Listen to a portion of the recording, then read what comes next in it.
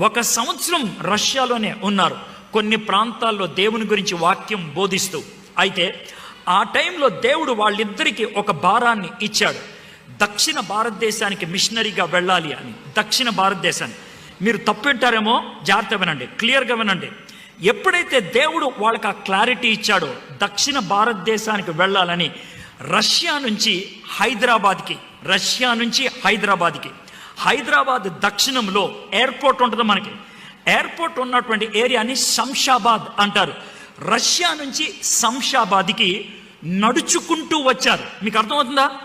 నడుచుకుంటూ వచ్చారు, నడిచి 2 కాళ్ళ మీద నడుచుకుంటూ వచ్చారు. భార్యాభర్తలు ఇద్దరు నడుచుకుంటూ వచ్చారు.